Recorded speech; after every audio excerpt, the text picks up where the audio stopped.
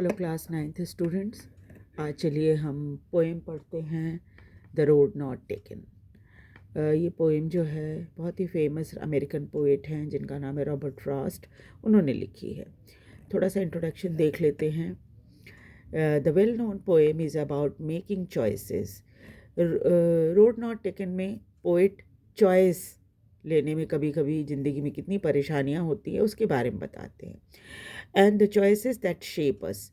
आप एक बार कोई चीज़ चूज़ कर लेते हो, उसके बाद आगे की लाइफ जो है उसी के अकॉर्डिंग चलती है। Robert Frost is an American poet who writes simply but insightfully about common ordinary experience. Robert Frost की जितनी कविताएं आप पढ़ेंगे उसमें देखिएगा उनकी लैंग्वेज बड़ी सिंपल है और बहुत ही सोच समझ कर लिखी गई, साधारण बातों के ऊपर, साधारण टॉपिक के ऊपर और अपने साधारण अनुभवों के आधार पर उन्होंने जितनी भी कविताएं लिखी हैं वो सब हैं। चलिए, ये भी कविता बहुत साधारण सी है, सुनने में आपको लगेगा कि जीवन में चॉइस लेना क्या है ना, कोई बहुत बड़ी बात है, लेकिन नहीं, बहुत पूरी ज़िंदगी में का फ़र्क आ जाता है एक चॉइस से। चलिए देखते हैं कैसे। Two roads diverge in a yellow wood, and sorry I could not travel both. And be one traveler, long I stood, and looked down one as far as I could, to where it bent in undergrowth. ये 4 stanzas की poem है, छोटी सी। और पहले stanza में poet कहते हैं कि मैं एक ऐसी जगह खड़ा हूँ जिसे हम जिंदगी में दोराहे पे खड़े हो जाते हैं, फैसला लेने में मुश्किल होता है कौन से रास्ते पे जाएं, है ना। दोराहे मतलब दो रास्ता आपके सामने होता है, तो यहाँ पोइट के सामने भी दो रास्ते हैं। उसे समझ में नहीं आ रहा है मुझे कौन सा रास्ता अपनाना चाहिए, कौन सा रास्ता मेरे मेरे लिए अच्छा होगा। मुश्किल ये भी है कि आप दोनों रास्ते पे एक साथ नहीं चल सकते, आपको चूज़ करना ही पड़ेगा कि कौन से रास्ते पे आपको चलना है। चूँकि ये अकेले हैं, एंड बी वन ट्रैवलर, वो अकेले हैं और इसलिए वो तय करना शुरू करते हैं देख कर रास्ता कि कौन सा रास्ता मेरे लिए सही होगा। जीवन में जो है इस तरह के बहुत सारे फैसले लेने होते हैं। जब आप सोचते, बहुत ज़्यादा सोचते तो हो, दूर दूर तक सोचते हो, लेकिन आगे क्या होगा वो आपको दिखाई नहीं देता। ठीक उसी तरह जैसे यहाँ पर दोराहे पे जब पोइट खड़े हैं तो उन्हें नहीं समझ में आ रहा है क्योंकि आगे जाकर वो रास्ता गायब हो जा रहा है, दिखाई नहीं पड़ता।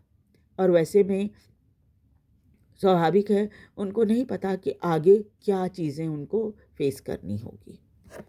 तो फर्स्ट स्टैंजा में पोएट अपनी इसी दुविधा को बताता है कि दो रास्ते तो हैं, लेकिन इन दो रास्तों पर मुझे नहीं पता आगे क्या है, इसलिए यहाँ खड़े होकर ही मुझे तय करना पड़ेगा कि मुझे कौन से रास्ते पर जाना है। इसलिए पहले वो अपने दिल को तसल्ली करते हैं, खड़े होकर देखते हैं दोनों रास्तों को और दिल को तसल्ली करते हैं कि कौन सा रास्ता मुझे चूज़ करना चाहिए।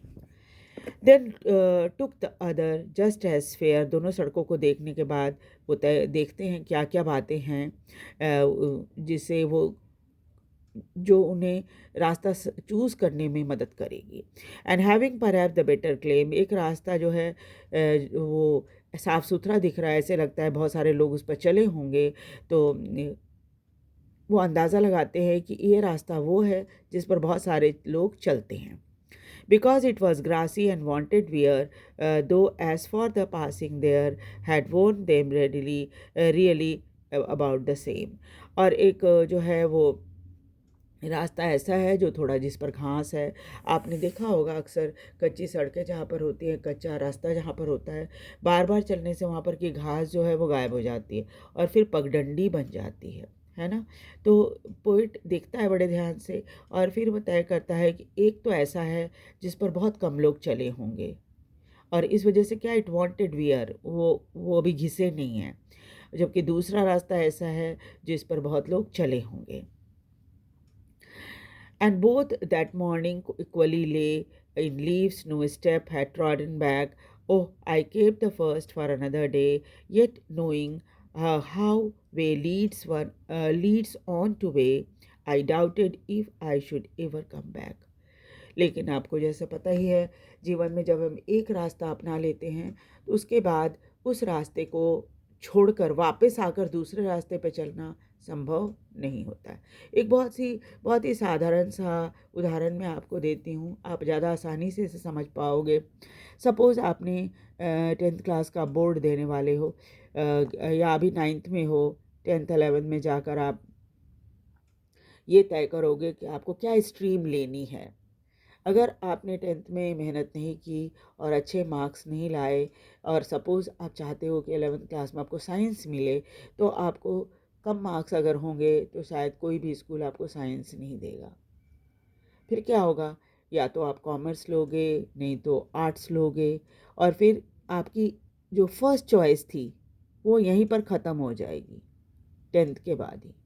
उसके बाद सपोज़ आपने कॉमर्स लिया, तो अब आगे की ज़िंदगी, अगर आपने सोचा होगा कि मैं साइंस लेके डॉक्टर या इंजीनियर बनूंगा, वो सपना आपका अधूरा रह जाएगा, ख़त्म हो जाएगा। फिर भविष्य में आप इसको अचीव नहीं कर पाओगे, क्योंकि आपको 11th में कॉमर्स मिल जाएगा, और कॉमर्स पढ़ के तो आप डॉक्टर या इंजीनियर तो नहीं बन सकते। ठीक है? तो क्या होगा, एक आप आगे की सारी ज़िंदगी जो आपको स्ट्रीम मिला है 11th क्लास में, वही आपका आगे का भविष्य तय करेगी। इससे आप वापस आकर फिर दोबारा से 10वीं का एग्ज़ाम दे के अच्छा स्कोर करके, और फिर आप चाहोगे कि मैं मेडिकल या इंजीनियरिंग पढूं, तो वो शायद आपके घर में भी कोई आपको नहीं करने कहेगा, और ना ही आप खुद करना चाहोगे, क्योंकि इससे समय बहुत बर्बाद होगा। ठीक है? तो इस तरह से क्या होगा कि पोएट के लिए भी एक रास्ते पर वो आगे चल पड़े। अब आगे उनको अगर कठिनाइयाँ नज़र भी आ रही होंगी, तो अब वहाँ से उनको लौट कर आना मुश्किल है, और फिर नए रास्ते पर एक नए तरीके से चलना भी उनके लिए मुश्किल होगा। इसलिए यहाँ पर वो क्या कहते हैं कि दोनों सड़कें तो मेरे सामने हैं, और इसलिए मैंने तय किया कि मैं एक रास्ता अपनाऊंगा, और ये जानते हुए भी कि जिस रास्ते पर मैं आगे चलूँगा वहाँ से कभी वापस मैं आ पाऊँगा भी कि नहीं, ये मुझे नहीं पता। तो जीवन में ऐसे ही होता है कि जब आप एक रास्ता अपना लेते हो, तो फिर क्या होता है, दूसरे रास्ते के बारे में आपको सोचना छोड़ देना चाहिए, क्योंकि आप वापस आकर उस दूसरे रास्ते पर कभी भी नहीं चल पाओगे, क्योंकि एक स्टेप लेने पर फिर दूसरा क्या होगा, वही आपके आगे का भविष्य तय करेगा, है ना। और उसके बाद ये आप देखिए, एक सड़क पे जब आप चलते हो, कहीं जाना होता है आपको, तो आप एक फिक्स आपका रास्ता होता है कि आपको इस रास्ते से जाना है आगे। अगर उसमें डिफ़िकल्टी आएगी तो आपको जाना है अगर लाल किला घूमने के लिए, और वहाँ रास्ते में अगर कोई डिफ़िकल्टी आ जाएगी, तो आप ऐसा तो नहीं हुमायूँस टूम्ब तो नहीं चले जाओगे ना घूमने के लिए, क्योंकि आपने तो तय कर रखा है आपको लाल किला जाना है। और वहाँ से अगर डिफ़िकल्टी होगी रास्ते में, तो हुमायूँस टूम्ब चले जाओगे या कहीं और चले जाओगे, ऐसा तो नहीं कर सकते ना। तो आपने जो तय कर रखा है भविष्य में आगे करने का, उसको आप परस्यू करोगे, चाहे रास्ते में कितनी भी डिफ़िकल्टी आए। वहाँ से वापस लौट के आना, फिर नए रास्ते पे चलना, ये तो बेवकूफ़ी भी होती है, समय की बर्बादी भी होती है। तो ये पोएट कहता है कि मैं एक बार रास्ता जो अपना लूँगा, मुझे नहीं लगता कि मैं कभी वापस उस पे आ पाऊँगा दूसरे रास्ते पर चलने के लिए। I shall be telling this with a sigh. Some ages and ages hence, two roads diverged in a wood, and I took the one less travelled by, and that had made all the difference. और क्या है कि उसके बाद कभी कहता है कि शायद अगर उस रास्ते पर चलकर मुझे किसी तरह की तकलीफ़ भी झेलनी पड़ी, तो मैं कभी लंबी सांस लेकर कहूँगा कि हाँ, अच्छा, मेरे पास एक दूसरा रास्ता भी तो था, लेकिन ना मैंने इसी रास्ते को अपनाया। आज मैं डिफ़िकल्टी फ़ेस कर रहा हूँ, तो क्या करूँ, मैंने उस समय यही फ़ैसला लिया था कि मैं इस रास्ते पे चलूँगा। अब बेशक मुझे डिफ़िकल्टी सामने आई है, तो मैं उसे झेलूँगा, है ना। बहुत समय पहले मैंने यही फ़ैसला लिया था कि मैं इसी रास्ते पर चलूँगा, क्योंकि मेरे सामने तब 2 रास्ते थे, और इसमें जंगलों में के बीच जो रास्ता था उसमें मुझे तय करना था कि मुझे कौन से रास्ते में पे चलना है, और मैंने ऐसे रास्ते को चुना जिस पर कम लोग चलना पसंद करते हैं, और इससे मेरी लाइफ में बहुत फ़र्क आया है। अब जैसे मैंने उदाहरण दिया था आपको कि आप डॉक्टर या इंजीनियर बनना चाहते हो और आपको 11th क्लास में मिला ही नहीं साइंस स्ट्रीम, तो आप क्या करोगे? आप जिस रास्ते को चुनोगे, चाहे आर्ट्स वाले रास्ते को चुनोगे, कॉमर्स वाले रास्ते को चुनोगे, फिर उसके बाद आप उसी में चलोगे और यही आपकी लाइफ में फ़र्क ले आएगा। हो सकता है शायद मेडिकल और इंजीनियरिंग पढ़ के आप उतना अच्छा नहीं कर पाते, लेकिन आप कॉमर्स लिया है या आर्ट्स लिया है, उसमें आपने बहुत अच्छा किया। इसने क्या किया? आपके जीवन में एक नया फ़र्क ले आया है। यही बात रॉबर्ट फ्रॉस्ट कहते हैं कि मैं वही फ़र्क आ गया, रास्ते का चुनाव ही मेरे जीवन में एक नया फ़र्क ले आया है। ठीक है।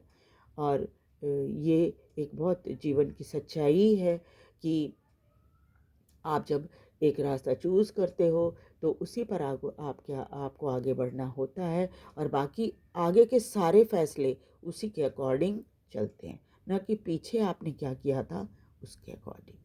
तो ये पोएम है। इसके साथ साथ क्या है, और भी बहुत सारी चीज़ें हैं जो कि आपको देखने के लिए, सबसे पहले 9th क्लास में तो ये देखना है आपको कि राइम स्कीम क्या है पोएम की। ये देखिए, would both stood could under growth. अब देखिए, वुड स्टूड अंडर ग्रोथ, अच्छा अंडर ग्रोथ तो मैच नहीं कर रहा है इसे। Would both could stood could under growth, ये बोथ और ग्रोथ ये तो आपस में राइम कर रहे हैं, लेकिन वुड स्टूड एंड कुड ये 3 लाइन आपस में राइम कर रहे हैं। तो अगर आपसे राइम स्कीम पूछे पोएम की, तो आप क्या करोगे? राइम स्कीम जैसे ही क्वेश्चन में आपको दिखे तो आप फटाफट लास्ट वर्ड पहले देखोगे कि लास्ट वर्ड क्या है। Would both stood could under growth, ये लाइन, ये 5 लाइन की का जो है एक स्टैंजा है। अब इसमें आप नामकरण शुरू कर दीजिए। तो small A B C D use करना है। तो आप यहाँ पर लिखेंगे ए, ये इसके साथ मैच नहीं कर रहा है। वुड स्टूड में भी ए लिखेंगे और कुड में भी ए लिखेंगे। तो A first line, third line and fourth line A हो गया। उसके बाद है बोथ एंड ग्रोथ, तो आप इसको बी दे दीजिए और इसको भी बी दे दीजिए नाम, क्योंकि दोनों एक दूसरे से राइम कर रहा है। तो आपका क्या राइम स्कीम बनेगा? A B A A B, A B A stood could, A B, ये आपका राइम स्कीम बनेगा। ए बी, ये इसका राइम स्कीम बनेगा। और आपसे जब भी एग्ज़ाम में पूछा जाएगा तो एक स्टैंजा ही आता है छोटी क्लासेस में, और उसमें एक ही स्टैंजा, पूरी पोएम की राइम स्कीम आपको नहीं बनानी। और अगर जो पैराग्राफ आएगा, सपोज़ आपको ये नहीं, ये आ गया या ये आ गया, ये आ गया, आप देखिए सब में राइम स्कीम सेम है। और हर बार आपको जब कोई जो पैराग्राफ आपको मिलेगा तो आप ए बी से ही स्टार्ट करेंगे। ये नहीं कि हमने पोएम तो में पूरे ऐसे बनाई थी तो ऐसे होगा, ऐसे नहीं। हर बार एग्ज़ाम में भी अगर आपसे पूछा जाए तो आप राइम स्कीम ऐसे ही बनाओगे। आप देखो, मैंने बताया ना, ए बी इसका राइम स्कीम बना। अब यहाँ पर आप देखिए क्या बन रहा है, fair where there claim and same. यहाँ देखिए सेम इसी तरह से है। First third fourth line rhyme कर रहा है, सेकंड और लास्ट लाइन राइम कर रहा है। इस तरह यहाँ भी है, first fair where and there, ये कर रहे हैं, और क्लेम और सेम सेम, ठीक इसी तरह से पहले वाले जैसा यहाँ भी ऐसे बनेगा। इसको बनाओगे आप तो ए बी, इसमें भी ऐसे ही बनेगा। आप देखो, ले डे वे ब्लैक बैक, तो फिर यहाँ भी ए बी। फिर इसी तरह से इसमें साई आई बाई हैंस एंड डिफरेंस, तो ए बी। बहुत बड़ी कॉलेजेस में जब पढ़ते हैं तो ये सब पढ़ना होता है तो पूरी पोएम की राइम स्कीम आती है। अभी आपको राइम स्कीम पूरे पोएम की नहीं, बस एक स्टैंजा की सीख लीजिए, उसी से आपका काम चल जाएगा, आपको समझ में भी आ जाएगा। एक बार फिर से बता देती हूँ मैं, ए और ए, वुड स्टूड कुड, तीनों को ए नाम दे दीजिए। बोथ एंड ग्रोथ, इसको बी नाम दे दीजिए। पूरी राइम स्कीम अगर स्टैंजा की लिखने आएगी एग्ज़ाम में तो आप लिखेंगे ए AAB, ABAAB इसका राइम स्कीम है। ठीक है। और येलो वुड मतलब बहुत सारे मीनिंग भी हैं जिसमें आपको आना चाहिए।